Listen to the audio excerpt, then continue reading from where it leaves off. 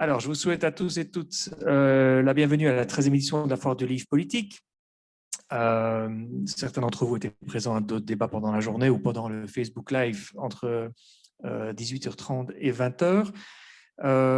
Simplement pour rappeler que nous sommes dans une édition un peu spéciale, une édition en ligne. Il était prévu qu'on se rencontre les 20 et 21 novembre 2020 sur site au Salon des Lumières à la Cité Miroir comme chaque année. Pandémie oblige, nous nous retrouvons en ligne ce vendredi 21 mai, mais ce n'est qu'un report de l'édition 2020. Une bonne partie du programme avait été réalisée, de nombreux ouvrages, de nombreux numéros de revue méritaient d'être valorisés, et aussi évidemment le prix du livre politique pour lequel le jury s'était réuni, avait consulté, lu, analysé un certain nombre de livres. Bref, on ne pouvait pas simplement annuler l'édition. C'est pour ça que nous réalisons aujourd'hui l'édition 2020, ce qui ne nous empêchera pas de nous retrouver le 19 et le 20 novembre 2021, dans quelques mois, pour l'édition 2021, 14e Foire de livre politique de Liège. Alors, au niveau du débat qui va commencer, je signale aux spectateurs inscrits qu'il y a une possibilité dans le Zoom webinaire d'utiliser le chat et donc de transférer questions, remarques et autres commentaires. Ces commentaires vont être transmis sur la tablette auprès de l'animateur qui pourra ensuite poser les questions à ses invités. Donc, on va clôturer cette journée avec le dernier débat qui est porté par Politique, revue de débat intitulée « Savoir en temps de pandémie, un enjeu politique ». Je vais laisser Vaya présenter ses invités. Je ne vais pas en dire davantage. Merci. Je te remercie, Jérôme. Bonsoir, bienvenue à tout le monde. Bienvenue particulièrement à nos intervenants et intervenantes, ceux et celles qui sont présentes ici avec nous ce soir en physique, mais également ceux qui sont en ligne avec nous. J'aimerais peut-être d'abord commencer par poser peut-être un peu les termes de ce débat politique, puisque nous avons mené, comme de nombreuses revues associatives et de revues plus générales et de revues spécialisées comme la nôtre, énormément de débats en interne par rapport, bien évidemment, à la pandémie de Covid-19. Nous avons énormément réfléchi à la situation. Nous avons publié un numéro à l'été dernier qui était un numéro justement basé sur une réflexion autour des inégalités, miroir de la pandémie. Et dans ce cadre-là, il nous est apparu de manière assez frappante que la question de l'expertise et des relations entre les experts et le pouvoir politique était particulièrement interpellée par la pandémie. Nous voulions creuser un peu plus cette dynamique et nous avons eu l'opportunité de convier aujourd'hui autour de nous justement plusieurs disciplines avec leurs principaux et très bons représentants parmi nous. Alors, nous avons à mes côtés Florence Caimax, qui est philosophe à l'Université de Liège et vice-présidente du comité consultatif de bioéthique de Belgique. François Taureau avec nous, politologue de l'Université de Liège. Bruno Frère, sociologue à l'Université de Liège également. Et en ligne, nous avons Céline Nieuwenhuis, sociologue et secrétaire générale de la Fédération des services sociaux. Je ne sais pas si Céline est avec nous. Oui. Bonsoir, Céline. Bonsoir. Bienvenue parmi nous. Merci. Alors, je vais peut-être commencer dans un premier temps directement à insister sur un point qui m'avait paru dans la préparation de ce débat comme étant très important, c'était de pouvoir justement parler à partir de nos savoirs situés dans ce qu'on appelle nos sciences humaines, hein, à la fois la philosophie, les sciences politiques, la sociologie, et d'avoir peut-être un petit peu en point de démarrage depuis votre expertise personnelle, depuis votre propre expérience, en quelques mots et en quelques minutes seulement, votre point de vue sur quel est véritablement l'enjeu majeur, et on pourra y revenir pendant tout le débat, mais quel est de votre point de vue l'enjeu majeur représenté justement dans ces relations tendues entre le politique et le scientifique, l'expertise et l'intellectuel. Je vais peut-être proposer d'abord de passer la parole à Céline qui est à distance, et puis on fera le tour, donc en quelques minutes, 3-4 minutes peut-être, nous poser depuis ton point de vue bien situé, de sociologue et d'expérience bien évidemment aussi, voir un petit peu quel est ton ressenti et on pourra continuer plus tard. Oui, peut-être juste pour situer le point de vue, donc je suis sociologue, mais je travaille à la Fédération des services sociaux et donc je suis surtout connectée aux problématiques de travail social et de pauvreté et d'accès aux droits. Donc c'est des problématiques qui ont été bien mises à l'épreuve depuis un an. Et alors l'enjeu majeur, alors il y a un premier enjeu qui est celui de la manière de dire. J'ai en tout cas assez vite ressenti qu'il y avait vraiment certains savoirs qui avaient moins de place dans le dialogue avec les politiques pour deux raisons. D'abord parce que c'est des savoirs qui sont plus difficiles à chiffrer et c'est aussi des savoirs au niveau des sciences humaines qui ont une coloration parfois plus politique que les savoirs économiques ou médicaux. Et peut-être la dernière chose, en lien justement avec les savoirs qui étaient autour de la table dans les groupes d'experts chargés de conseiller le gouvernement et principalement dans le premier groupe d'experts, c'est sûr que sur les questions de santé, les questions médicales et surtout sur la question du Covid, les politiques avaient une expertise relativement faible qui laissait évidemment une écoute plus importante sur ces questions-là que les questions sociales et de pauvreté sur lesquelles, de manière transversale, ils peuvent en tout cas considérer avoir une certaine expertise. En tous les cas, on peut facilement chacun avoir son mot à dire sur ces questions-là, des questions qui sont très connotées politiquement. Et donc, il y a une manière d'apporter le savoir vers le politique, en tout cas au niveau fédéral. Je trouve que ce n'est pas la même chose. On ne peut pas confondre pour moi tous les niveaux politiques. Je sens que ce n'est pas la même chose à tous les niveaux. Mais en tous les cas, au niveau fédéral, tel qu'il était composé à ce moment-là, quelque part, on était dans une urgence et donc il faut un savoir apporter un éclairage sur les problématiques, mais en même temps qu'on apporte un éclairage sur les problématiques, il faut apporter des solutions et des solutions qui peuvent être rapidement mises en œuvre. Voilà, je m'arrêterai là. C'est un peu les quelques éléments qui m'ont frappé principalement les 6 premiers mois de la gestion de la crise. Merci beaucoup. Ça pose déjà bien les termes du débat, effectivement, et nous allons avoir l'opportunité d'y revenir longuement. Bruno, est-ce que je peux te céder la parole, te demander de ton point de vue de sociologue également, ce que tu peux nous amener sur cette question-là? Alors, bon, moi, je dirais qu'il y a forcément énormément à dire. Je pense que, de manière générale, d'un point de vue sociologique, ce qui peut être intéressant, c'est de recadrer ce qu'on entend par expertise.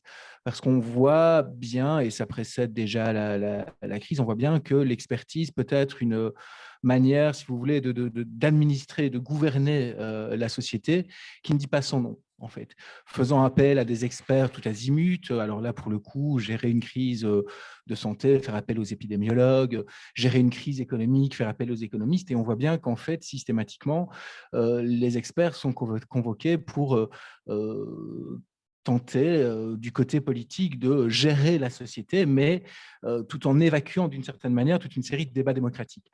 En cas de crise économique, l'économiste va nous dire, mais vous comprenez, il faut appliquer des mesures de rigueur, faire des économies dans les services publics, faire des économies dans les soins de santé, parce que l'État-providence n'a plus les moyens de poursuivre ces politiques dispendieuses. Du côté de la santé, on peut aussi envisager assez facilement que des experts, des spécialistes envisagent de prendre toute une série de mesures potentiellement liberticides. Et donc, si vous voulez, l'expertise, moi, je la vois comme, et je m'inspire d'un sociologue qui a pas mal écrit et pas mal travaillé là-dessus, Vincent Nougolczek, je la vois comme potentiellement un modèle d'administration qui, sous couvert de neutralité et de bonne gestion, va imposer certaines politiques sans que les débats démocratiques ne soient réellement instruits. Et dans le cas de la crise du Covid, on a vite vu en fait les limites de ce modèle de gestion. Parce que précisément, toute une série de points de vue étaient mis de côté. Les points de vue des psychologues ou des sociologues sur le confinement, toutes les personnes qui pouvaient à un moment donné traiter des difficultés sociales vécues par certains groupes sociaux n'étaient pas entendues parce que dans l'urgence, il s'agissait de convoquer l'expertise médicale et exclusivement l'expertise médicale. Oui, tu pointes déjà très clairement des questions qui vont nous occuper pendant le débat, c'est-à-dire la neutralité et probablement aussi une forme de dépolitisation, ou en tout cas interroger la dépolitisation que peut amener l'expertise à travers l'expérience qu'on a pu en retenir de ces derniers mois. François Taureau. Merci pour l'invitation ce soir.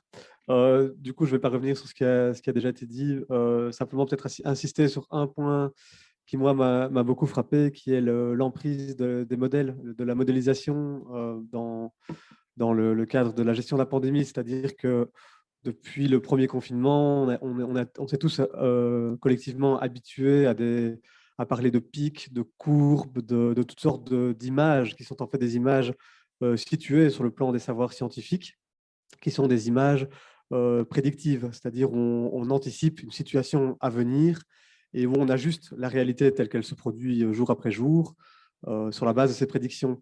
Et donc ça, c'est quelque chose qui me paraît tout à fait interpellant, la façon dont les temporalités se sont un petit peu projetées dans le futur.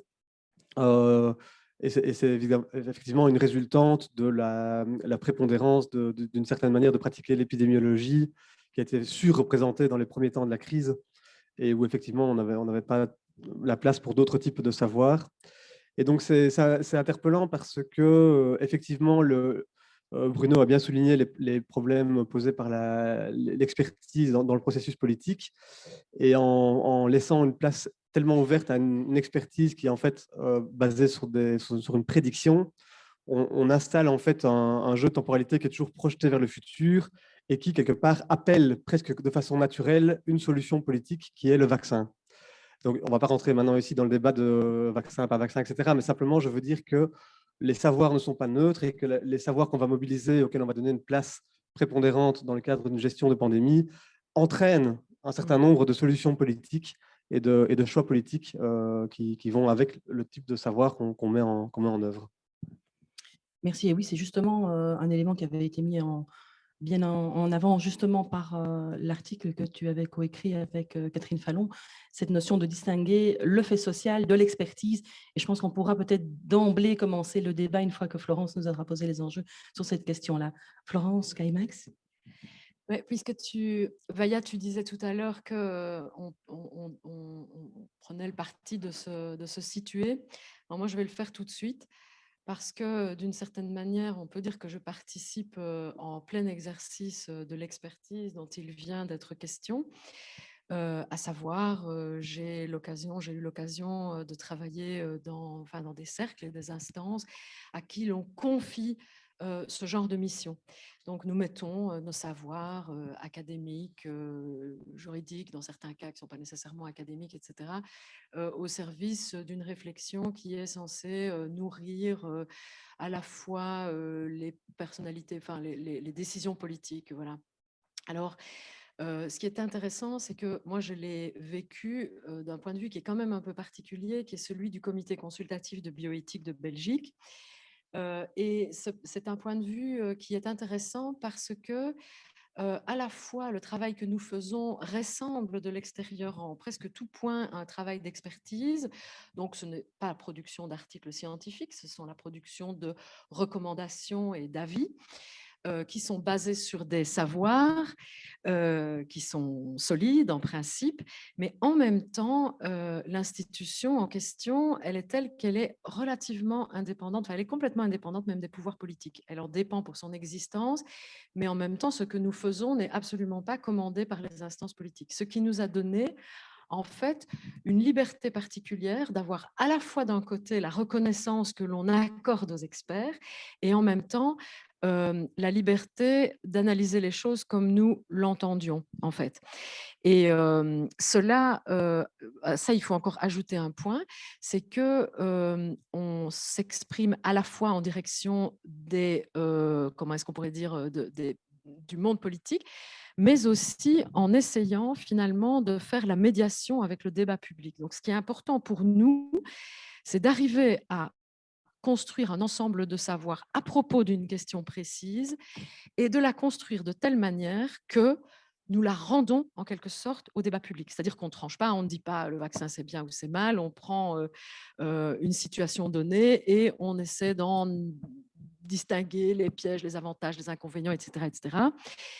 Et d'une certaine manière, on a redigéré les choses de telle manière qu'elles puissent être appropriées par d'autres gens et pas seulement par le pouvoir politique.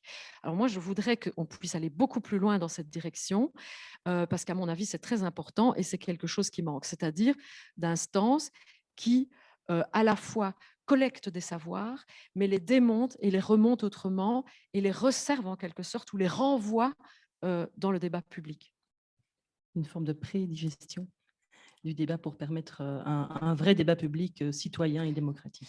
Ben, c'est ce qu'on espère, évidemment, on n'est pas toujours, on n'arrive pas toujours à le provoquer réellement, mais en même temps, je pense que notre rôle, c'est de réouvrir les questions, c'est-à-dire de ne pas les absorber, de ne pas y répondre telles qu'elles nous sont posées, mais de les déplacer, en fait, et d'injecter dedans ce qui est très souvent marginalisé, invisibilisé, ce qui ne compte pas, quoi. Voilà, on essaye. Et ce que j'entends surtout aussi, c'est la notion d'indépendance, non seulement dans l'expertise, mais aussi dans qui porte l'expertise. Et j'imagine que très certainement dans le débat, nous allons pouvoir revenir justement sur cette variété des formes de l'expertise et variété des acteurs de l'expertise qui ne sont pas nécessairement sur un même pied d'égalité et qui ne sont pas perçus de la même façon, même si on a tendance dans les débats et dans les médias à considérer qu'un expert est un expert. Il y a des niveaux, des engagements tout à fait différents. Merci à tous pour cette présentation très pertinente et qui nous permet vraiment de rentrer directement dans le feu de l'action, j'ai envie de dire. Je vais prendre Bruno Frère et François Taureau tout de suite à témoin, puisque vous avez tous les deux posé dès le départ la notion de c'est quoi l'expertise, de quoi est-ce qu'on parle. Et effectivement, quand il s'agit de discuter de savoir comme un enjeu politique, il faut d'abord définir de quoi on parle. Est-ce que je peux peut-être proposer, François Taureau, que tu prennes la parole pour bien nous expliquer justement ces différences entre le fait social et l'expertise?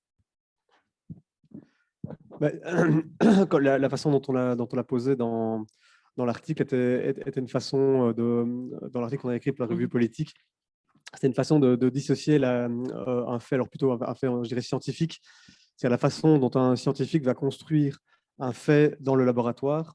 Ce qui là, pour le coup, répond à mon expertise de terrain. Moi, ça fait 10 ans que je suis des scientifiques dans le laboratoire, à la façon dont l'a fait le sociologue et philosophe Bruno Latour.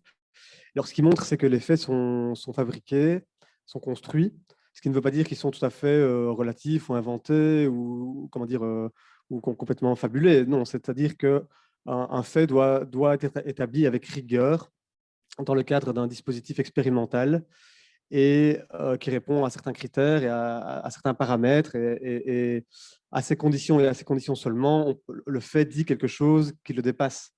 Et en même temps, il est toujours rappelable, il est toujours situé par le dispositif dans lequel il a été produit. Donc le fait, il a une sorte de rareté et de localisation très précise dans le cadre du dispositif expérimental.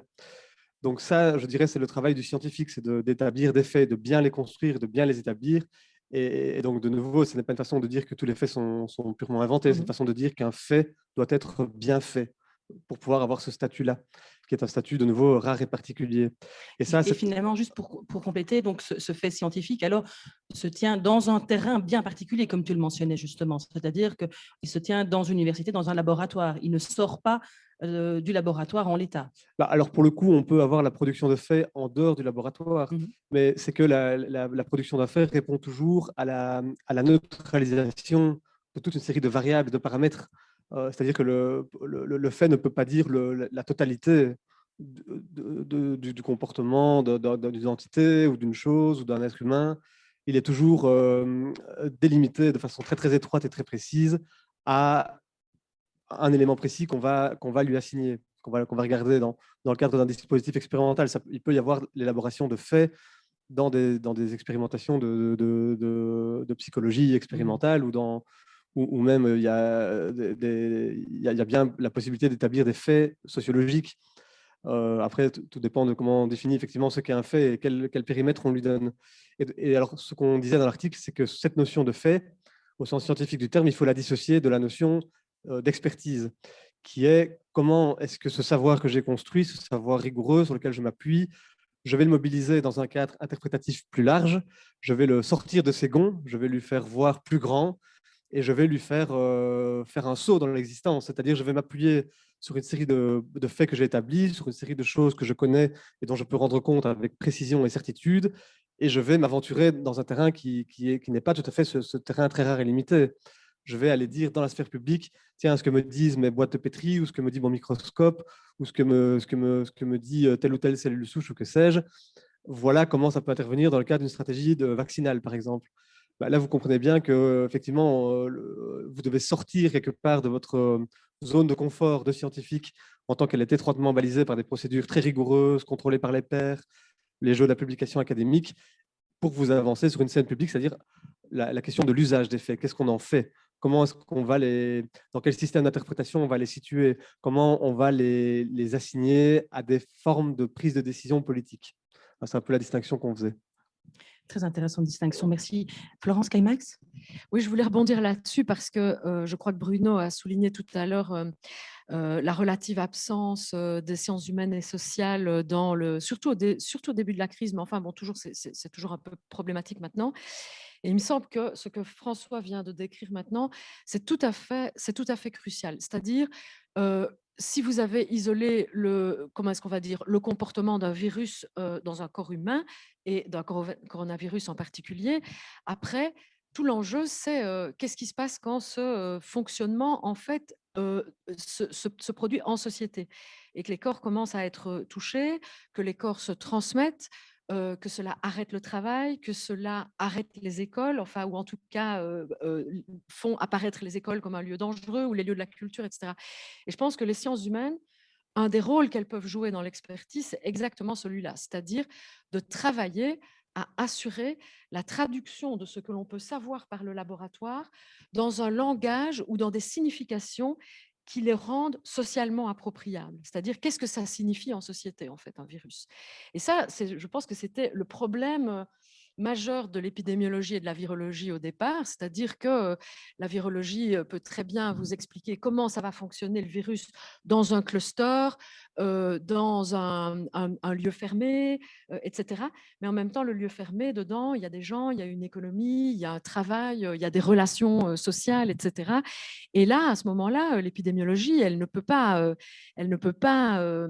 répondre à ces questions-là, en fait, pour les raisons que François a dites. C'est-à-dire qu'elle a une manière d'étudier le virus qui est bien particulière et qui ne nous a pas encore dit ce que ça veut dire qu'une trajectoire de virus dans une société, quoi. Voilà.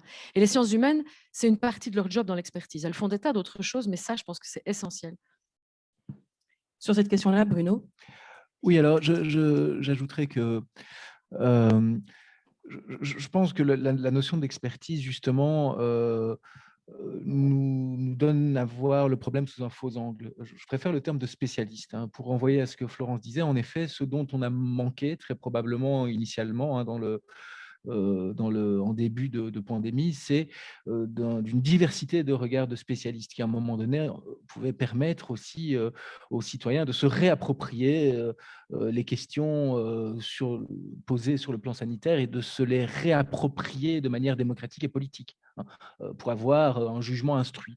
Bon, et du coup, donc voilà, cette notion d'expertise, moi j'ai tendance à m'en méfier pour cette raison-là. L'expert, dans l'imaginaire, me semble-t-il, c'est un peu le seul qui a droit au chapitre, hein, parce qu'il sait, en fait, du haut de sa toute-puissance. Le spécialiste, non.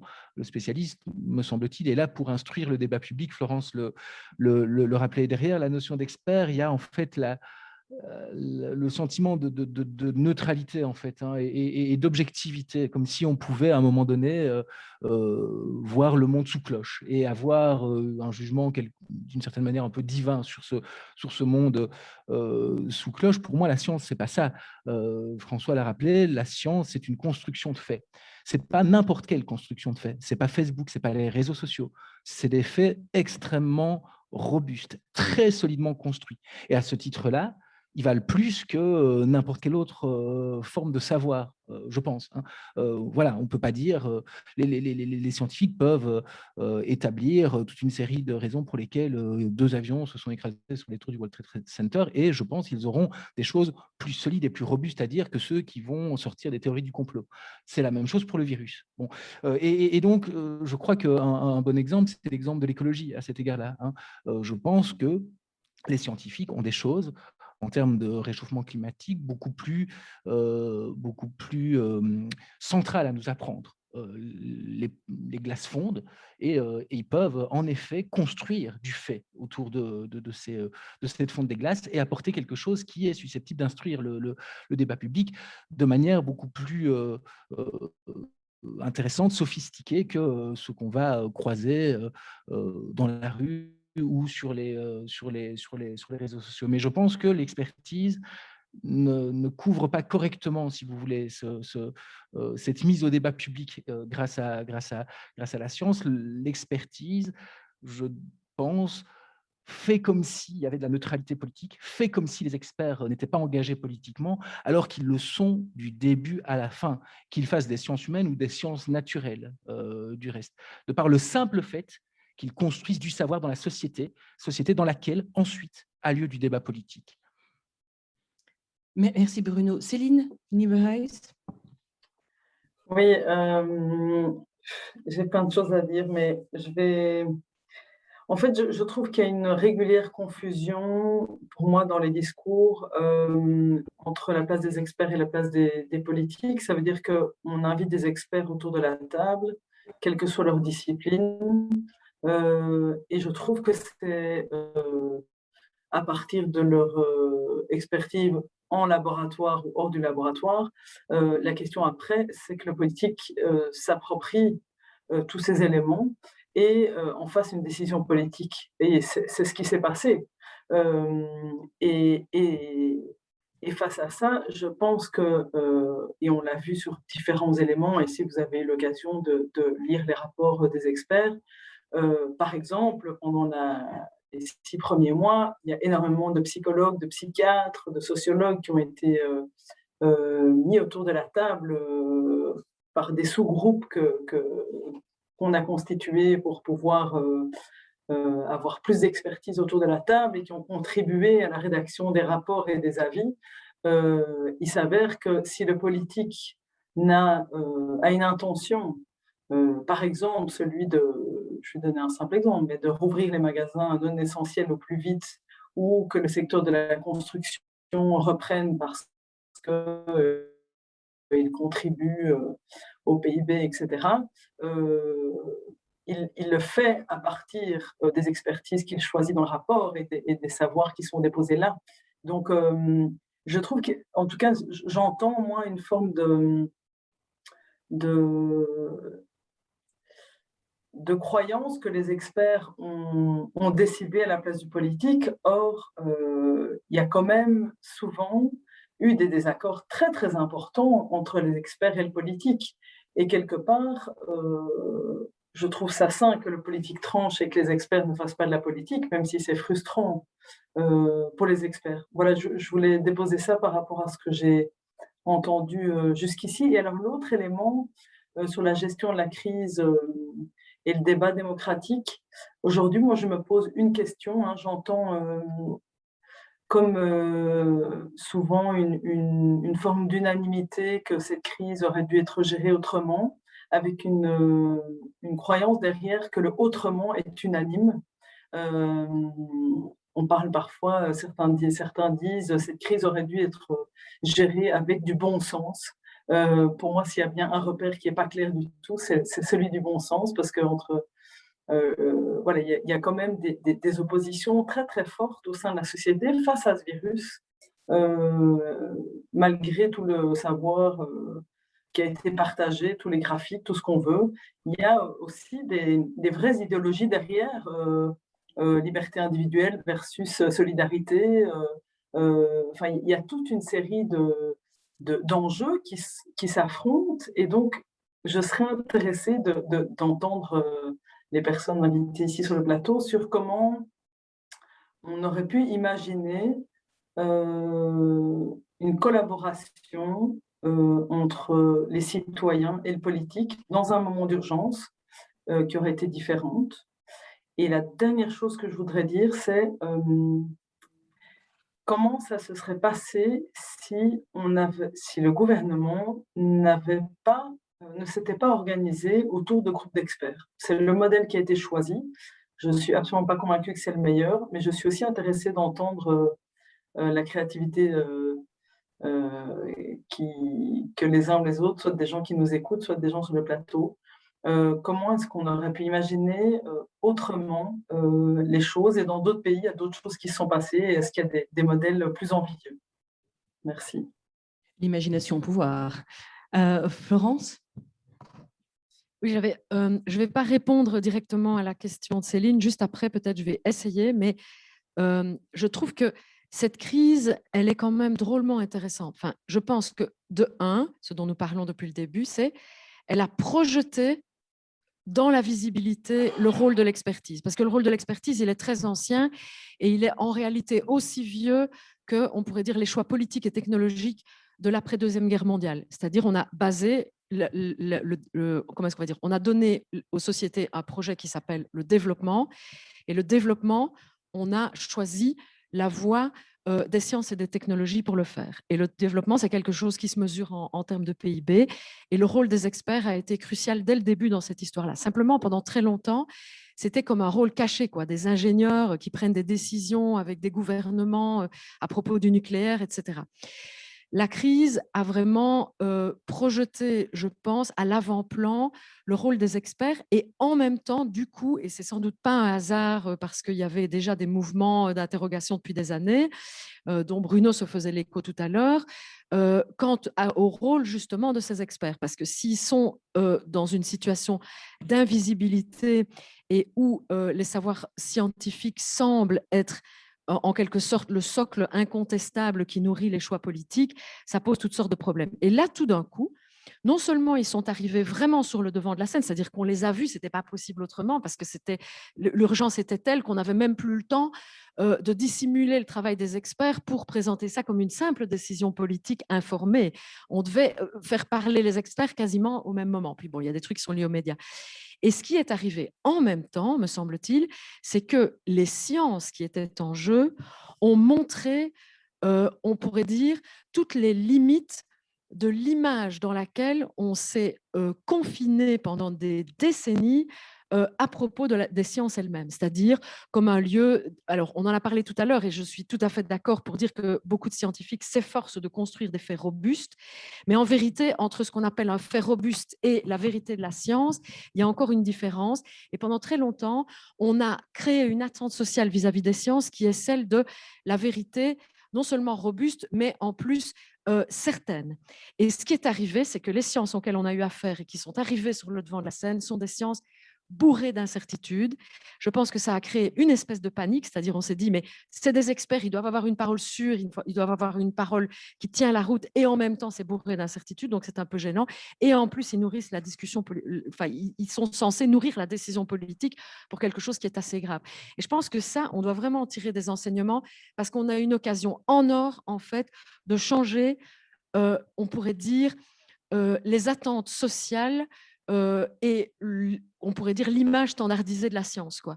Et c'est très important de le faire parce que du coup, on va peut-être aussi pouvoir du coup remettre adéquatement en cause le pouvoir confié à, je vais dire, l'expertise institutionnelle qu'on visait tout à l'heure. Voilà. Mais si je peux intervenir oui, bien juste sûr. en direct là comme ça, face à ce Covid, s'il y a bien une chose qui est claire, c'est qu'on n'était pas face à de la science, on était face à l'inconnu. Et les experts disaient toujours, d'ailleurs, on n'est pas face à de la science, on est dans la recherche. On est aujourd'hui, et encore aujourd'hui, ils sont dans la recherche. Ça veut dire que quand tout ça a démarré, on n'était pas sur un savoir solide. Il y avait des pans entiers. Moi, je sais que la première chose, par exemple, qui m'a été présentée, c'est tout ce qu'on ne savait pas sur ce virus. Ça veut dire qu'en même temps que les scientifiques cherchaient, ils devaient faire état de l'évolution de leurs recherches pour orienter ou pour que le politique dise s'orienter sur ce qu'il disait.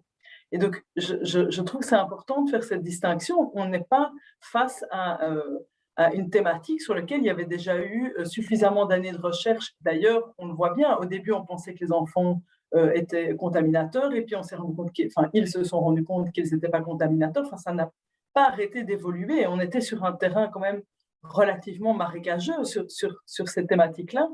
Et donc, je trouve qu'il y a évidemment plein de choses sur lesquelles on peut parler de la science, mais pour moi, là, on ne peut pas parler de science, si je peux me permettre. Je vais peut-être Ouais. directement passer la parole à François Taureau. Disons que les seuls faits auxquels on a véritablement été confrontés dans les premiers mois de la pandémie, c'était les tableaux de morbidité qui revenaient sans cesse avec les décomptes de personnes en soins intensifs, de morts, etc., jour après jour, etc., et comment on s'était assigné à toute une statistique de la mortalité, de la létalité du virus et de sa propagation. Ça, c'était les seuls faits qui étaient tangibles. Mais pour le reste, manifestement, je pense qu'on a une divergence d'interprétation parce que moi, de ce que j'en ai perçu de l'extérieur, en tout cas dans le récit médiatique, j'ai trouvé qu'il y avait beaucoup d'experts qui prenaient la parole de manière très péremptoire en affirmant de façon très certaine ce qu'il fallait faire, pas faire. Je me souviens de débats sur l'ouverture de commerces essentiels ou non essentiels, des recommandations très précises sur comment est-ce qu'on devait recevoir des bulles de autant de personnes chez soi qui rentraient par le salon et puis qui allaient ensuite à la toilette. Toutes ces personnes avaient l'air d'être en possession de savoir qui étaient très sûrs et très affermis. Alors c'est peut-être que c'est ce qu'on leur demandait de Ça, c'est le prendre. politique qui disait ça. Non, il y avait aussi toutes sortes d'experts. Je pense à M. Van Natem ou à M. Van Ranst, qui avaient des positions dont on ne peut pas dire qu'elles étaient humbles et témoignant de l'incertitude des savoirs sur lesquels ils s'appuyaient pour émettre des prescriptions de type politique. Bruno? Oui, alors je pense que c'est important à ce stade du débat de rappeler une chose. Pour moi, l'enjeu, c'est pas d'avoir une posture normative, comme on dit en sociologie, autrement dit une posture morale, pour dire oui, le gouvernement c'était bien, ou non, le gouvernement c'était pas bien. Ils ont mal agi, il aurait fallu faire autre chose, faire autrement. Bon, on n'a pas là-dessus sur ce genre de questions, il faudrait plutôt inviter précisément des politiciens et pas des gens qui font de la science politique comme mes chers confrères. Mais donc, du coup, voilà, il n'y a pas de jugement. Moi, j'aimerais surtout pas être à la place des politiques. Alors là, j'ai jamais voulu en faire et depuis la crise du Covid, je sais très bien pourquoi j'en ferai jamais. Donc l'enjeu n'est pas là. Ils ont fait ce qu'ils pouvaient, en fait, si vous voulez, les braves. Hein. Non, je crois que ce qu'il faut distinguer, c'est les deux niveaux du politique ici. C'est-à-dire qu'il y a d'une part, en effet, ce qu'on appelle la politique institutionnelle, instituée. Hein. Ce sont les partis politiques. Et puis, dans la vie sociale, il y a d'autres institutions. L'université est une institution. Que ces institutions soient totalement séparées et qu'effectivement, on ne demande pas, si vous voulez, aux scientifiques de devenir membre d'un parti ou comment dirais-je, de se prévaloir de sa connaissance pour devenir actif sur le plan de la politique institutionnelle, c'est salutaire, surtout pas. L'autonomie de la science est extrêmement précieuse. En revanche, dire qu'il y a quelque chose de l'ordre du politique dans l'activité de la recherche et de la réflexion, ça, je crois qu'on ne peut pas véritablement s'en départir. Hein. Aristote parlait du politique en ce sens-là. Bon, nous sommes tous des êtres politiques, quoi qu'on fasse. Et donc, sur un plateau télé, pour reprendre la réflexion de François, en effet, en tant que spécialiste, en tant qu'expert, comme on dit, dire oui, mais alors attendez, il faut absolument confiner, ultra confiner, continuer à confiner depuis son expertise, ou dire depuis une autre expertise, là pour le coup par exemple psychologique, non mais attendez, déconfinons parce que les gens sont en train de devenir fous et certains vont se suicider, d'autres tombent en dépression. Il y a dans ces deux propositions posées du contenu politique. On ne me fera pas changer d'idée à ce sujet-là. Il y a du contenu politique. Il y a deux manières de suggérer l'organisation de la vie collective dans un futur très immédiat. Est-ce que je pourrais alors revenir sur les questions qui avaient été posées par Céline Numenreus concernant justement les relations entre les citoyens et les politiques, d'une part, et entre cette espèce de trouver une forme d'imagination qu'aurait pu être comme autre modèle, cette relation entre les experts et le politique. Est-ce qu'on pourrait peut-être mettre les trois groupes en parallèle et vous poser la question à chacun, ou celui ou celle qui souhaite y répondre, de voir exactement justement comment est-ce qu'on pourrait imaginer, et vous l'avez évoqué au tout début, comment est-ce qu'on peut imaginer insérer peut-être un peu plus de démocratie, justement, à travers la présence des citoyens dans ces panels d'experts, et on pourra après revenir aussi sur la notion justement de les différentes expertises disponibles au quotidien auprès de nous. Mais d'abord, prioritairement, sur cette relation entre le citoyen et le politique, en temps de pandémie, comment est-ce qu'on aurait pu faire autrement ?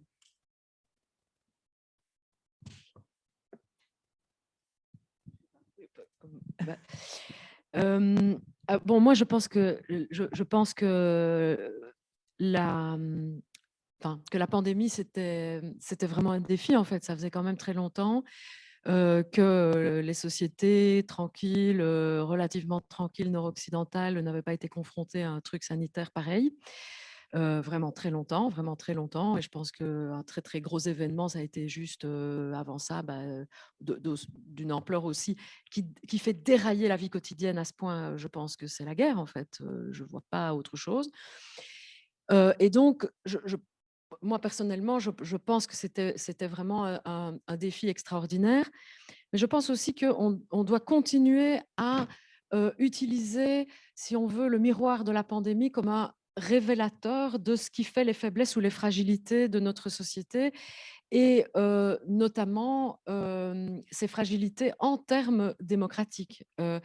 Et évidemment, la nature de nos institutions, la façon dont, on va dire, l'expertise officielle s'organise, la façon dont le politique s'arrime au discours scientifique, etc., est sans doute absolument, enfin c'est un alliage, c'est une alliance, si vous voulez, ou un attelage qui est absolument nécessaire. Et en même temps, je crois que là, on a vu apparaître ce qui, dans notre démocratie, est fragile aujourd'hui, c'est-à-dire une science qui est très technique, en fait, qui demande vraiment des connaissances extrêmement, comment est-ce qu'on va dire, extrêmement fines, très sophistiquées, etc. De l'autre côté, des citoyens à qui on dit, bon, en gros, on n'a pas le temps, il faut qu'on se dépêche, et en gros, on vous demande de respecter des mesures et tout et tout. Le monde politique qui est désemparé parce que c'est un événement complètement inédit, etc.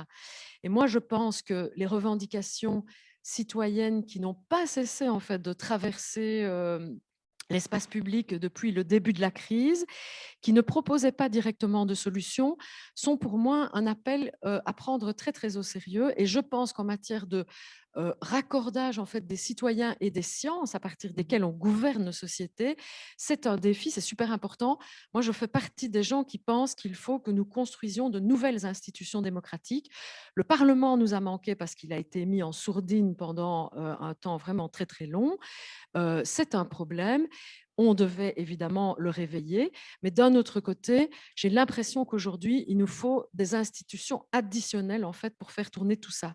Et moi, j'ai la conviction, en fait, que on pourrait faire des choses très intéressantes si on envisageait autrement la construction des savoirs qui nous concernent en tant que citoyens. Ce sont à la fois les savoirs scientifiques, comment est-ce qu'on se les approprie, mais ce sont aussi des savoirs qui peuvent apparaître, comme l'a dit Céline tout à l'heure, des savoirs moins scientifiques parce qu'ils sont qualitatifs, qu'ils ne se réduisent pas ou ne s'encastrent pas dans des graphes, etc. Voilà. Alors, je ne dis pas quelle forme ça doit avoir. Moi, je pense que, par exemple, une instance comme le comité consultatif de bioéthique, je pense qu'il est absolument nécessaire de l'ouvrir et d'y faire rentrer d'autres gens, c'est-à-dire que le temps de l'expertise à la papa, c'est-à-dire des académiques en retraite ou presque, pour décider de comment se pose un problème, eh ben, c'est quelque chose qui doit changer et qui serait. Et ce n'est pas parce que j'ai envie de faire valser les vieilles choses, c'est parce que je pense qu'il y a vraiment des besoins sociaux pour ça, quoi. Voilà. Dans le soin, entendre les professions dites subalternes dans le soin, par exemple. Et bien seulement les médecins spécialisés. Exactement. Alors moi, pour le coup, pour répondre à la question de comment est-ce qu'on aurait pu faire autrement, et peut-être contrairement à mon collègue Bruno, j'ai volontiers un regard assez critique sur la gestion de la crise par le gouvernement, sans dire que j'aurais fait mieux sans doute, parce que je ne suis pas à leur place effectivement, et que je ne veux pas non plus y être. Mais il me semble tout de même que, disons, de mars à juin de l'an passé, le critère cardinal de la gestion de la crise était celui de la saturation des lits en soins intensifs dans les hôpitaux et les capacités hospitalières à recevoir des patients atteints par la maladie. Et je ne sais pas, j'avais cette espèce d'idée très, très naïve qu'on remédierait à ces problèmes immédiats et matériels pendant l'été, et qu'on allait équiper les hôpitaux, mettre des lits supplémentaires, etc. Voire même, pourquoi pas, revenir un petit peu sur les ravages occasionnés par l'emprise du managérialisme dans le milieu hospitalier et remettre un petit peu des infirmières, revaloriser un petit peu leur statut. Cesser de mépriser les médecins qui étaient au front et tout le personnel hospitalier. Et rien de tout ça n'a été fait. Et je voudrais, disons, revenir sur ce point-là pour insister sur le problème du managérialisme, c'est-à-dire cette technique de gouvernement des institutions, qu'elles soient hospitalières, mais également scientifiques, dans la construction d'une société démocratique. c'est vrai qu'on a peut-être pu, dans les propos qu'on a tenus par le passé, ici dans ce débat, donner une image des faits scientifiques robustes, d'une science solide, bien affermie, etc. Tout ça comment dire, est remis sur la table sous l'emprise d'une volonté de rationaliser les coûts, d'une restriction constante des financements et surtout de l'organisation d'une compétition de plus en plus forte entre les chercheurs qui conduisent à toutes sortes de comportements qui sont bien légitimes, qui sont des comportements de survie dans une institution en voie d'élaborement et qui sont des stratégies de fraude à la publication, des stratégies de publier rapidement des demi-résultats à moitié bien affermis ou sur 50 expérimentations qui n'ont rien donné, publier les résultats de la 51e qui a donné le balbutiement de quelque chose de tangible. Donc, je veux dire par là que la qualité de la production scientifique s'est nettement détériorée. Et ça, je ne suis pas le seul à le dire. C'est un constat qui est largement posé non seulement par les sociologues des sciences et les personnes qui s'intéressent aux sciences, mais par les scientifiques eux-mêmes. Ils ne sont pas du tout naïfs ou innocents sur cette question. Donc, je pense que les modes de gestion, aussi bien l'institution hospitalière que l'institution scientifique, rendent plus compliqué à la fois de répondre à des questions très concrètes de prise en charge, de disponibilité du matériel et du personnel, et à la fois d'établir des savoirs qui aient pris le temps d'être affermis, d'être sûrs, etc. Donc ça, c'est un problème assez majeur. Alors, comment est-ce qu'on peut y répondre? Comment est-ce qu'on peut faire autrement? J'ai pas de baguette magique parce que tout ça est le résultat de décennies maintenant de processus, de réformes, etc. Tout ça date du tournant néolibéral, des années 1980, Reagan, Thatcher, etc. C'est une histoire qu'on connaît relativement bien, mais qui continue de produire ses effets et qui s'est, à mon sens, dramatiquement accélérée depuis le tournant des années 2008-2010 et de la crise financière de Lehman Brothers et des subprimes et ces rejetons. Donc ça fabrique un contexte aujourd'hui qui est un contexte social très difficile et très délétère pour un certain nombre d'institutions et donc pour ce qu'on avait coutume d'appeler la société. Bruno ?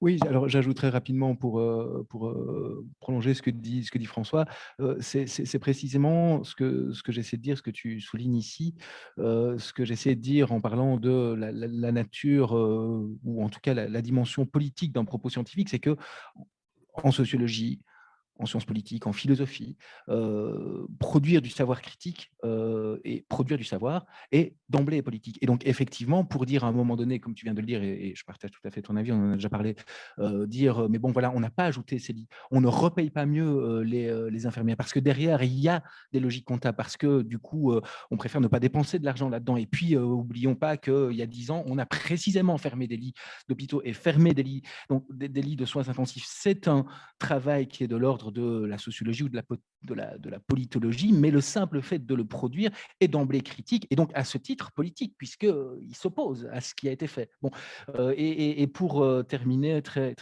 rapidement, au-delà de cette dimension critique du savoir produit dans les sciences humaines, ce que tu dis sur la politique du chiffre illustre tout à fait en fait le problème de l'expertise qui est tant la politique du chiffre que du côté de l'expertise, un résultat en fait de l'idéologie managériale ou d'une politique et d'une recherche managériale qui date des années 80 et qu'on connaît. C'est-à-dire que à la fois la notion d'expertise et à la fois la politique du chiffre vient très précisément du tournant managérial, compris toute une série de politiques et de recherches dans les années 80. Céline Niemann-Heiss. Couvert de neutralité. Oui, alors je trouve ça très intéressant sur la question des lits d'hôpitaux, justement, parce que donc, sur une même question, il y a plein de savoirs différents. Il y a des experts de la santé et plutôt des experts de gauche qui expliquent en quoi il est inapproprié et même pas opérant d'augmenter le nombre de lits d'hôpitaux. Donc, donc, on a un nombre de lits d'hôpitaux assez important en soins intensifs en Belgique, et si les lits avaient été il y a des calculs qui sont faits que si on augmente c'est pas pertinent d'avoir un nombre de lits très important comme ça hors pandémie. Deux, le problème des infirmiers et des infirmières, en effet, il y a un refinancement qui a été prévu avec le fonds blouse blanche, mais quand vous voyez l'impact sur le portefeuille et sur le salaire, c'est pas ça qui va créer de l'attractivité. Donc il y a vraiment une pénurie importante. Et ce que je veux dire, c'est qu'il y a sur des mêmes questions, en fait, et je trouve que c'est ça qui aujourd'hui est très, très, très, très présent, c'est que sur une même question, et si vous creusez un peu le blog de Covid rationnel, sur une même question, vous avez des savoirs scientifiques de gens d'université, de disciplines similaires qui s'opposent totalement sur les constats et les propositions. Donc, en effet, je pense que je suis tout à fait d'accord que pour moi, transparaît derrière tout ça finalement une idéologie politique très très forte. La question des salaires des infirmiers et des infirmières dans les hôpitaux, de l'attractivité du métier, du soin qu'on prend pour ces métiers-là, etc. Ça date pas de la crise, ça date d'avant, et c'est juste que là, ça a mis le pays particulièrement en difficulté. Donc pour moi, derrière, je ne suis pas certaine d'ailleurs que le politique aurait géré la crise tout à fait autrement sans les experts. Et ça, c'est une question qui reste, parce que ce que j'ai vu, moi, de la gestion de la crise, c'est une gestion de la crise où finalement, on se centre sur ce qui fait du pognon, et sur ce qui fait du pognon, et sur ce qui impacte l'ici et maintenant. Ça veut dire que la santé mentale des gens, qui va avoir un impact énorme financier dans les années à venir, ce n'est pas dans l'ici et maintenant, et donc ça n'a pas d'importance. Cette espèce de tyrannie de l'efficacité et de pouvoir impacter ce qui se joue dans l'ici et maintenant, et particulièrement les lobbies. Je pense qu'on ne peut pas parler de la gestion de la crise sans parler de l'importance des lobbies auprès des gouvernements, auprès de nos politiciens, et que pour moi, dès le début de la crise, ça a été très très fort de voir que les décisions qui ont été prises sont des décisions qui sont tout à fait empreintes d'une idéologie politique très très forte, et qu'elles n'ont finalement, in fine, les décisions, à part des petites décisions du nombre de bulles, etc., pour lesquelles il n'y a pas de ministre compétent, pour le reste, les ministres ont quand même un peu fait à leur sauce. Et c'est les rapports de pouvoir au sein du gouvernement, si on pense par exemple à la culture, qui ont été très très impactants. Voilà. Merci. Florence Caimax, en réponse peut-être? Oui, sur cette question du temps et de la vision politique. Moi, un truc qui m'a vraiment frappé énormément dans cette crise et dans les réponses qu'on a données, tout en étant à nouveau bien consciente qu'il fallait des réponses qui étaient parfois de jour en jour, de semaine en semaine, etc.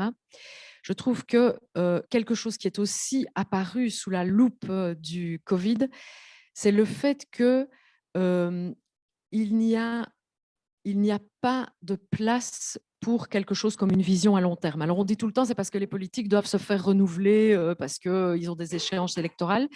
Je pense que le mal est beaucoup plus profond, et que s'il y avait des visions à long terme qui se construiraient, les échéances électorales seraient abordées avec beaucoup plus de détente, en fait. Et c'est peut-être quelque chose qui nous distingue on pourrait dire, du contrat social qui a été passé après la Deuxième Guerre mondiale et où il fallait tout reconstruire. Et je ne passe pas, comment est-ce qu'on va dire, la pommade sur tous les choix qui ont été faits à l'époque, c'est pas de ça qu'il s'agit.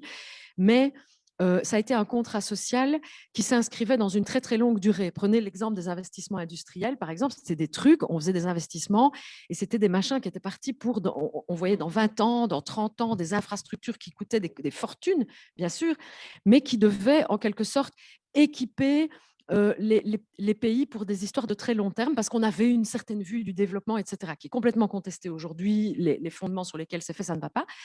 Mais ce qui est assez frappant, c'est qu'est apparu à l'occasion de la crise, de manière encore beaucoup plus nette et pour un beaucoup plus grand nombre de gens, l'absence d'idée de c'est quoi, autour de quoi est-ce qu'on construit quelque chose comme un contrat social de demain. Qu'est-ce qu'on met dans le contrat social?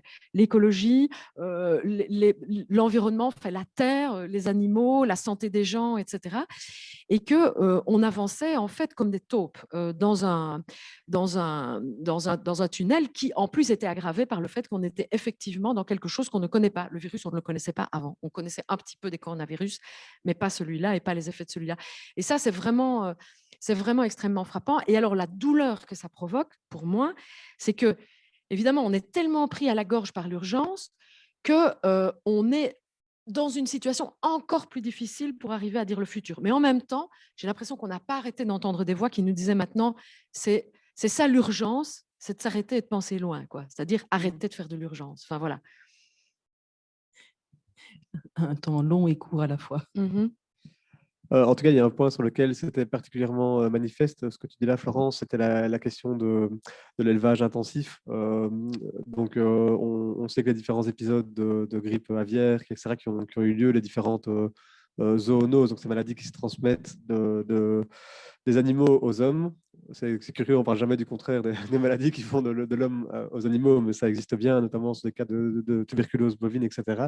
Bref, bon, en tant qu'humain, on est légitime à s'intéresser aux maladies qui nous concernent en premier lieu, donc les zoonoses. Il y a eu plusieurs épisodes, je me souviens, il y a 10 ans, j'avais travaillé déjà sur la gestion publique de la crise H1N1 et sur la discutable stratégie de vaccination qui avait été mise en place à l'époque, si je me souviens bien, par la ministre Onkelings, qui avait décidé de vacciner la population qui était volontaire pour se vacciner, mais qui, étant tenu par des questions de contraintes budgétaires, avait décidé de fournir une dose de vaccin et pas les deux. C'était un épisode amusant. Et je voulais dire par là qu'en fait, au début de cette pandémie, donc cette pandémie qui est arrivée quand même comme une espèce de vague, une onde de choc en provenance de Wuhan, qui est arrivée et qui a retourné finalement tous les gouvernements, en tout cas européens autour de nous, les a plongés dans une sorte de tunnel, on parlait Florence, une sorte d'inconnu. Ça a été, je pense, un véritable événement politique parce qu'il y a eu, je pense, beaucoup de cécité, de l'incertitude et une forme de mimétisme. On a regardé comment c'était géré du côté de l'Est asiatique avec des confinements très stricts et je pense que c'est de là qu'on s'est directement inspiré, faute de savoir mieux quoi faire et d'être effectivement confronté à quelque chose de tout à fait nouveau. Et dans le cadre de ces premières semaines, premiers mois qui étaient comme une baffe ou comme un choc, enfin, c'était fort, il y a eu vraiment une remise en question de l'élevage industriel. Et j'en parlais au début parce que c'est connu par les experts de l'Organisation mondiale de la santé depuis 20-30 ans. On énonce à longueur de rapport le risque que fait courir l'industrialisation de l'élevage, donc c'est-à-dire des élevages de plus en plus denses, sur des superficies de plus en plus fermées et dans des conditions sanitaires de plus en plus étroites, donc avec de moins en moins de liens avec l'extérieur, précisément pour éviter la fuite de virus, mais qui se reproduisent à des échelles tellement plus significatives que dès lors qu'un virus trouve le point d'entrée dedans, il se trouve confronté à un milieu très homogène où il peut circuler très rapidement. Et ce qui a fait dire à certains experts de l'OMS dans les années 90 déjà que tout le sud-est chinois était une usine à virus en raison des processus d'industrialisation de l'élevage qui étaient importés pour le coup du modèle fordiste américano-européen, mais également parce que c'est une zone plutôt tropicale, très chaude et très humide. Voilà. Et donc, il y a eu cette réflexion-là qui typiquement touche à des questions de très long terme. À quel type de rapport voulons-nous entretenir en tant que société avec les animaux de production? Est-ce qu'on veut aller dans ce modèle toujours plus intensif, toujours plus concentré? Est-ce qu'on ne va pas peut-être réfléchir à d'autres termes, à d'autres filières, à d'autres façons de produire, etc. Qui sont des questionnements qu'on a déjà ou qui étaient déjà en cours, mais qui auraient vraiment typiquement mérité d'être instruits plus loin et discutés collectivement.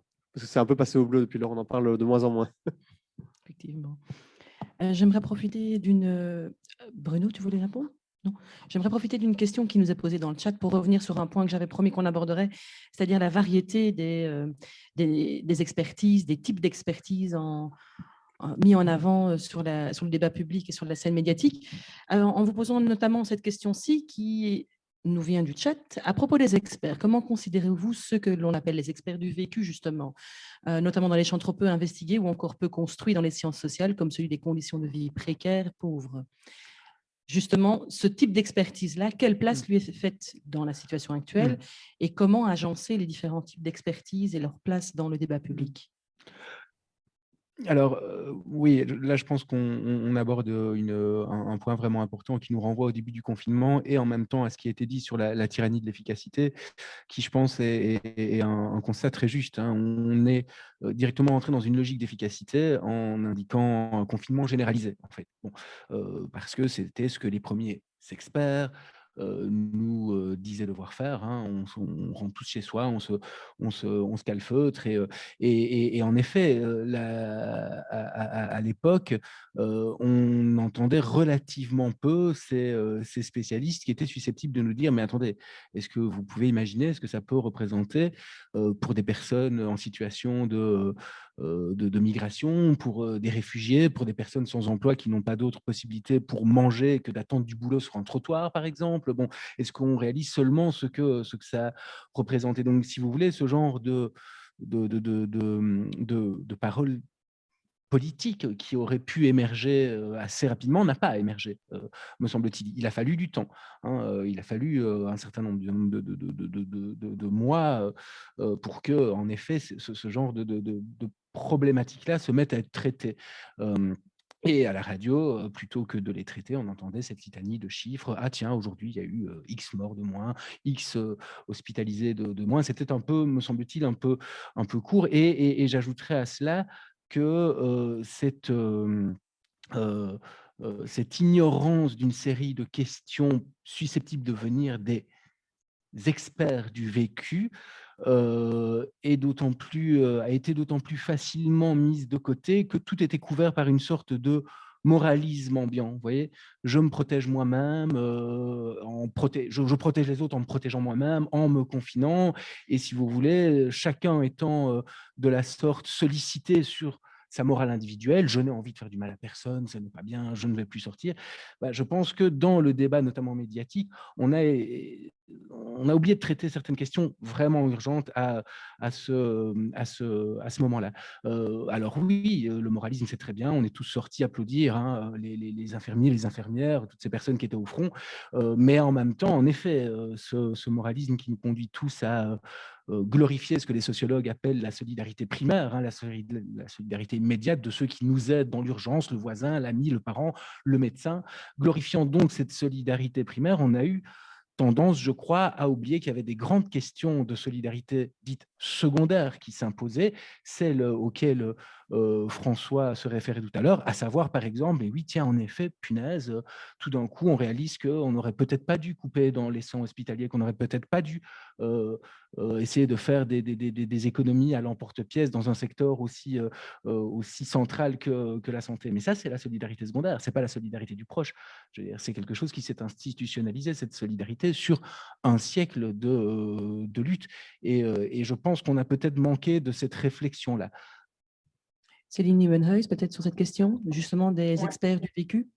Mais donc, je remercie pour la question parce que quand j'essaie de définir un peu mon champ d'expertise, c'est un peu celui-là, pour avoir travaillé beaucoup sur les questions de ce qu'on peut vivre quand on vit la précarité aujourd'hui. Et que, donc, c'est des questions qui ont été sur la table à grand d'ailleurs, l'étonnement du politique qui, je pense, en me mettant autour de la table, ne savait pas tout à fait avec quelles questions je viendrais. Rien que la question du social n'est pas comprise voilà, par beaucoup de politiques au niveau fédéral.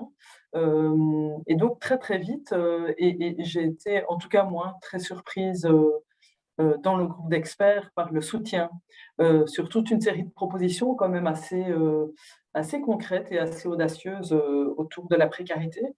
Donc, on a nommé toute une série de difficultés avec des propositions, par exemple, de régularisation médicale de l'ensemble des sans-papiers qui se trouvaient sur le territoire, d'urgence à confiner les sans-abri, de débloquer des moyens supplémentaires pour des équipes de travailleurs sociaux mobiles, d'équiper les travailleurs sociaux, de porter une attention particulière au fait que les familles ne peuvent pas toujours s'équiper pour faire l'école à distance et de débloquer des moyens pour pouvoir ne pas avoir une fracture scolaire trop importante. Enfin, il y a quand même, dès les premières semaines et dès les premiers rapports, toute une série de propositions qui sont vraiment en lien avec ce qu'on peut vivre quand on vit un confinement dans 30 mètres carrés. Il y avait aussi, par exemple, un point d'attention sur le fait que le congé parental Corona, par exemple, n'est pas accessible pour toute une série de familles, parce qu'on ne peut pas tous se permettre de perdre toute une partie du revenu, que le chômage temporaire faisait basculer énormément de gens dans la précarité. Donc, il fallait un complément direct, immédiat, sans condition, automatique, sans devoir aller mendier au CPS pour toutes les personnes qui étaient en dessous d'un certain revenu, etc. Donc, il y avait beaucoup de choses. Mais ce qui s'est passé, c'est qu'après 3 semaines, je dirais après les 2 premiers rapports, eh bien, on se rendait compte qu'aucun de ces éléments n'était pointé par aucun des ministres du fédéral au moment des Codeco, je ne sais plus comment ils s'appelaient à l'époque. Il y avait un désintérêt total en fait pour ces questions-là parce qu'ils étaient totalement occupés par la question de l'économie. Par la question des lobbies et que cela faisait beaucoup plus de bruit. Il y avait aussi ceux qui faisaient du bruit à ce moment-là. Moi, je pourrais analyser dans les mails que l'ensemble des experts ont reçu des mails à l'époque. J'ai reçu beaucoup plus de mails du propriétaire, je pense, d'un parc animalier en Belgique que des réseaux de lutte contre la pauvreté, parce que les réseaux de lutte contre la pauvreté étaient occupés aussi à bosser sur le terrain, tandis que le propriétaire du parc animalier probablement se tournait les pouces avec toute son équipe, avec qui ils avaient aussi le temps et les moyens de faire toute une série de tableaux Excel pour montrer, prouver, etc. Et donc, ce que je veux dire, c'est que malgré le peu de soutien, parce que donc, vous savez qu'autour de la table du groupe d'experts, et je trouve que ça en dit beaucoup aussi, il y avait un bureau de consultants à qui j'ai maintes fois demandé de pouvoir me donner toute une série de chiffres de ce qui se passait dans les autres pays et aussi d'initiatives qui étaient faites pour les plus précaires. Parce que, voilà, comme ils avaient aussi mis en avant qu'ils étaient présents dans de nombreux pays pour la gestion de la crise. Donc, j'ai supposé qu'ils voyaient aussi ce qui se passait pour pouvoir soutenir directement, efficacement, les publics qui vivaient doublement cette crise, à la fois ne pas pouvoir sortir et à la fois vivre la précarité ou des pertes financières importantes. Et à l'heure d'aujourd'hui, je peine encore à avoir ce rapport que j'ai reçu, mais qui était en fait pas du tout leur spécialité. Donc, je pense que ça joue aussi quand on a un bureau de consultants qui... Mais je pense qu'au-delà de ça, et c'est pour ça qu'après 3 semaines, on est plusieurs à être sortis dans la presse sur ces questions-là, probablement pas aussi massivement que sur d'autres questions, mais quand même, pour certains ministres, c'était déjà beaucoup trop, en disant que le gouvernement ne tenait pas compte de ces questions sociales qui étaient pourtant urgentes et cruciales à ce moment-là. Comme je le dis de nouveau, derrière, c'est des choix politiques, c'est des décisions politiques, on peut mettre toutes les expertises qu'on veut autour de la table sur certaines questions. Si ça n'agrée pas la couleur politique, eh bien, ils ne feront rien de cette expertise-là. Voilà. Merci. Est-ce que l'un d'entre vous souhaite réagir? Ça montre à quel point ce qu'on appelle la question sociale s'est trouvée avec les années marginalisée. Alors pour moi, la question sociale, elle n'est pas aujourd'hui séparée des questions environnementales, etc. Mais ce qui est sûr, c'est qu'on va devoir travailler pour la remettre au centre, en fait, en disant, bah oui, ce qui nous concerne, en fait, c'est de continuer à pouvoir faire société. Je crois que François y a fait allusion tout à l'heure, et que les conditions pour pouvoir faire ça ne sont pas réunies à l'heure actuelle. Et je pense que les bureaux de consultance dont parle Cénil à l'instant, c'est même peut-être pas qu'ils ne veulent pas, c'est que en fait, ça n'entre pas dans le champ de leurs préoccupations. Je pense que c'est au point que c'est tout simplement oublié, en fait. C'est comme si ça n'existait pas. Ce n'est pas une négation active, peut-être même, sauf que le résultat, c'est le même.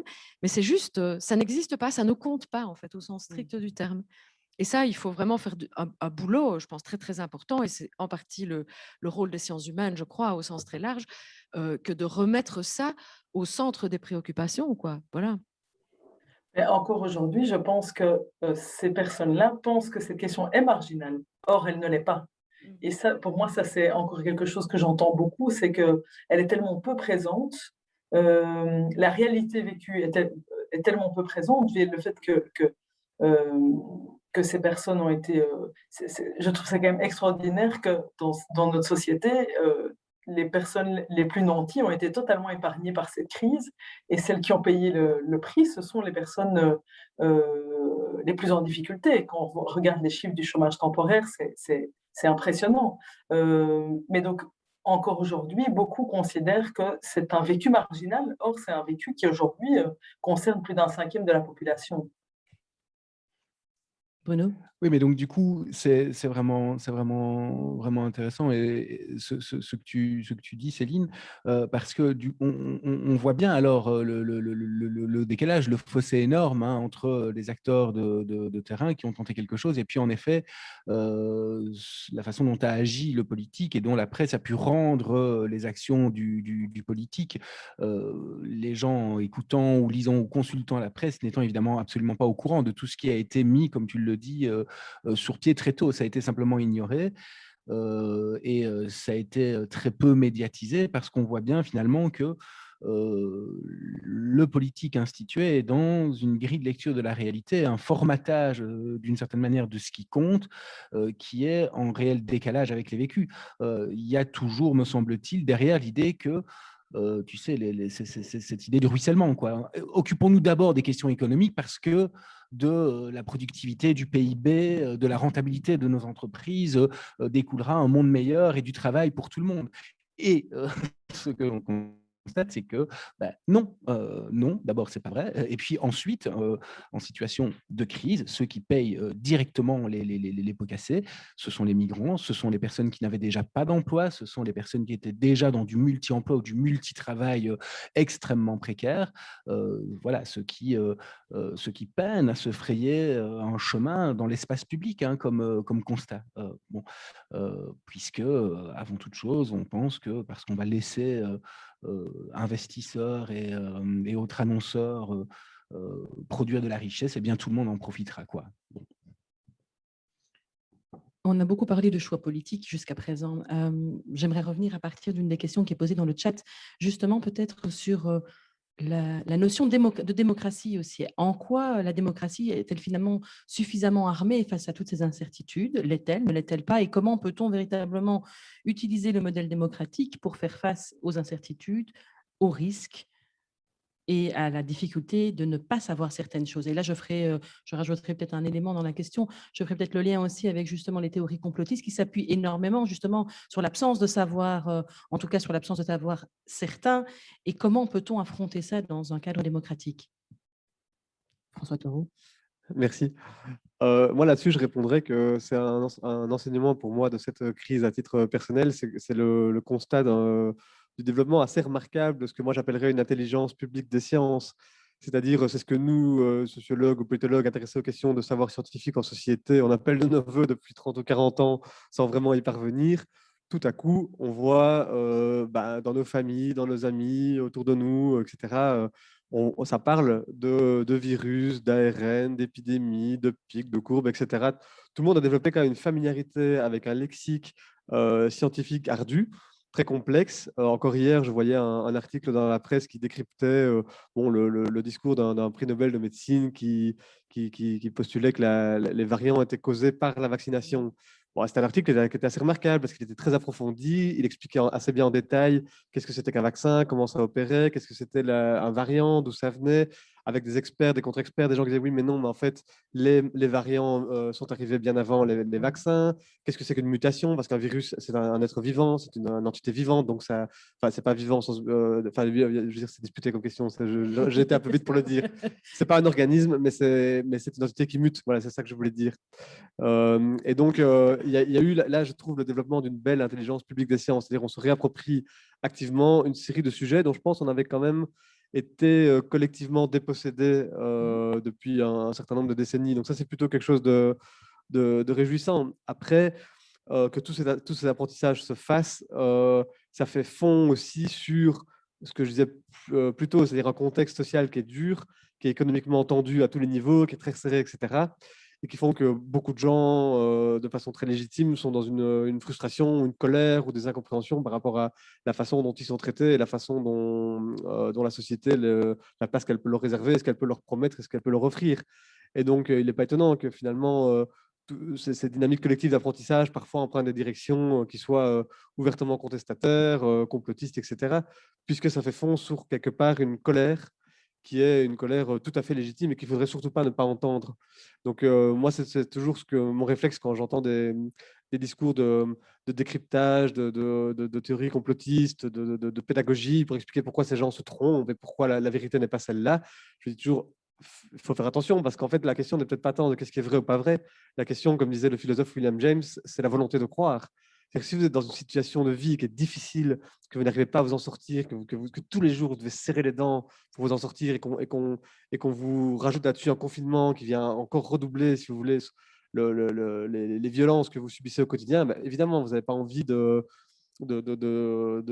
le gouvernement et d'avaler toutes les thèses, etc. Donc, vous avez envie de bifurquer, d'être divergent, d'aller voir ailleurs, de penser autrement et de voir autre chose. Donc, je pense que là, il faut pas infantiliser cette colère-là ou pire encore, la comprendre avec beaucoup de condescendance.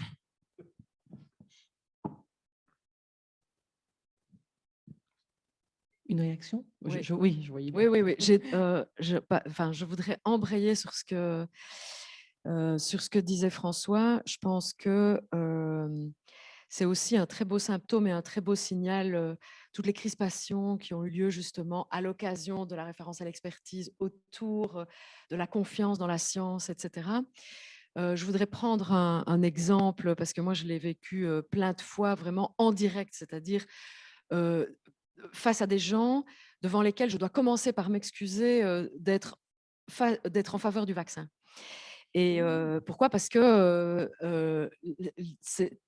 on a l'impression que si on est en faveur du vaccin, on est déjà quelqu'un qui a obéi et que une posture, disons, on va dire, de radicalité ou de défiance s'autorise à vous désigner comme celui qui a déjà obéi sans avoir suffisamment affiné son jugement, quelque chose comme ça.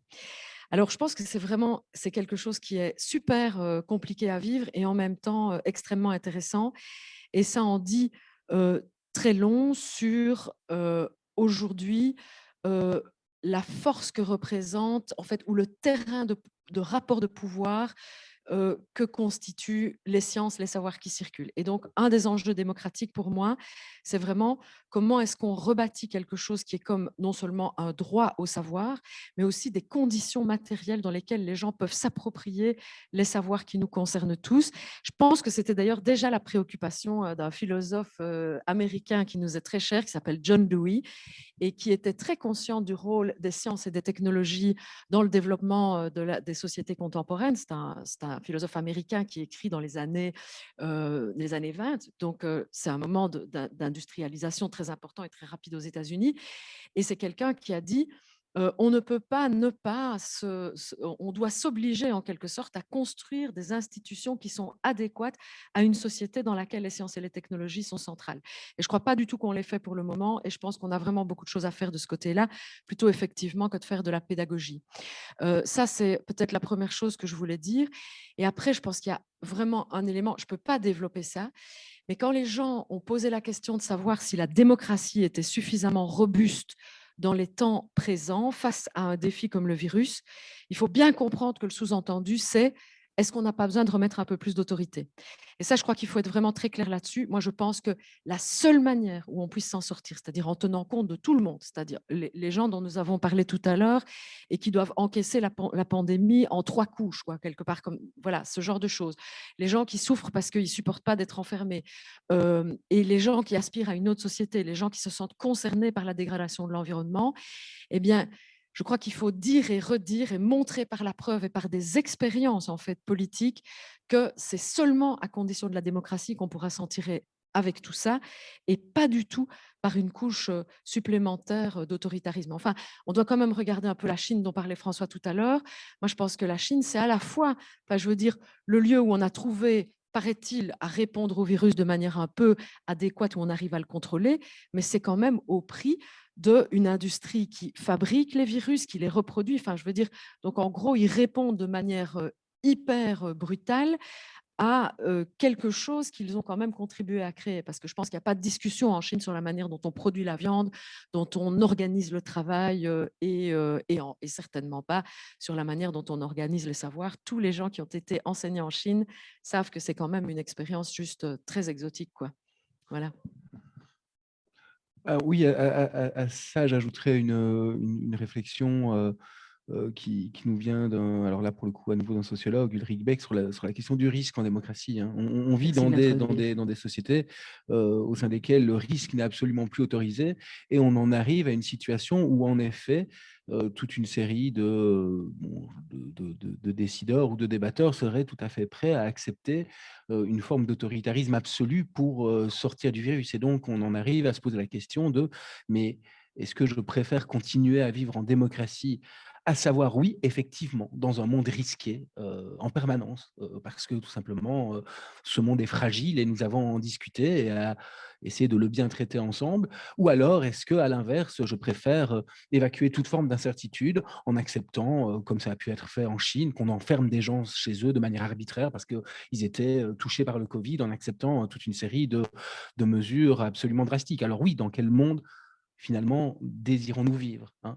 C'est ça, je crois, la question ultime, et avec quel seuil de risque tolérable et débattable. Merci Bruno. Céline Immenhuis, est-ce que je pourrais avoir ton avis sur cette question pour conclure le débat sur cette belle question démocratique et ce temps long qui nous attend? Oui, donc je rejoins vraiment à 100% l'idée que, en fait, cette crise a mis sous la loupe des choses qu'on voyait déjà avant. Et c'est vrai que ce déficit de démocratie, cette distance, moi, c'est vraiment ce qui m'a... je le savais, mais une chose est de savoir, autre chose c'est d'expérimenter cette distance entre la perception qu'a le monde politique de ce qui est vécu, en fait, et encore plus fort face à l'invisibilité de la précarité, qui est déjà invisible en soi, mais en pleine pandémie, n'en parlons pas. Cette ignorance de ce que peuvent vivre les gens, une vraie ignorance, montre la distance de plus en plus forte entre les autorités et les gens, en fait. Donc, il y a un déficit de démocratie réel sur la question du temps long. Donc, en effet, on a pu observer que, et je pense que le court-termisme politique est un fait. Et ça a été intéressant de voir la réaction au tout départ. Avec un autre expert, on a proposé de s'associer à un panel de universitaires et citoyens qui avaient fait tout au début de la crise toute une série de propositions, d'ailleurs un peu plus moyen long terme, et de dire ben voilà, nous sommes 10 autour de la table, on va bosser jour et nuit, on va avoir le temps nous aussi que de gérer l'urgence. Comment est-ce qu'on peut s'associer à des groupes plus long terme? Et on sent que en fait on n'est pas, comment dire, c'était trop nouveau. C'était trop nouveau pour un moment d'urgence où quelque part moi c'est ce qui m'a, on se, on se, on se retourne sur ses réflexes, quoi. Et donc faire quelque chose de tout à fait nouveau et inédit dans un moment de crise, moi j'ai senti que l'un et l'autre n'allaient pas ensemble. Donc, aujourd'hui, en effet, il est temps de construire ce lien structurel. Alors, il y a le Parlement, comme disait Florence, mais je pense que ça ne suffit plus. Et c'est là-dessus qu'il va falloir, je pense qu'on a bien dénoncé, et maintenant, il va falloir construire et proposer. Et voilà, ça c'est en tout cas moi ce qui m'occupe. Je dis souvent que j'ai été... quand on voit les conférences de presse et leur contenu, pour moi, c'est tout à fait révélateur de là où on en est maintenant dans le monde politique. Et j'ai trouvé ça effarant que par un moment, une personnalité politique puisse dire, eh bien, voilà ce que ce virus vient nous dire à nous de la manière dont nous traitons la planète. Pas un moment, on a entendu quelque chose de l'ordre voilà ce qu'il vient remettre en question de notre manière de faire, de notre manière de vivre, de notre manière d'agir. Et je ne dis même pas qu'il aurait fallu apporter une réponse, mais au moins de le nommer. En tout cas, soit j'ai peut-être été sourde, mais moi je ne l'ai pas entendu. Et ça reste quelque chose pour moi qui est intolérable, en fait, dans un moment de l'histoire comme celui-là. Donc oui, il y a des choses à faire évoluer, c'est un fait certain. Merci Céline. Je pense que là, on tient une bonne conclusion. Je tiendrai, à moins que l'un d'entre vous veuille encore intervenir, mais sinon, je tiens vraiment à vous remercier pour la qualité de vos échanges et justement les apports véritables et nombreux que vous avez pu nourrir pour notre public. Je pense qu'il a dû être très heureux d'apprendre encore plus, je pense, mais aussi d'apprendre de vos échanges parfois contradictoires, mais extrêmement intéressants. Merci à chacun d'entre vous. Merci à la technique aussi d'avoir assuré derrière pour que Céline Huelhuis puisse être avec nous. Et je céderai la main volontiers peut-être à Jérôme Jamin pour clôturer. Non, je ne cède pas la main, pardon. Je vais donc clôturer là et vous souhaiter une très belle soirée. Et merci d'avoir assisté à ce débat de la foire de livres politiques depuis la revue politique. Au revoir. Merci. Merci. Merci.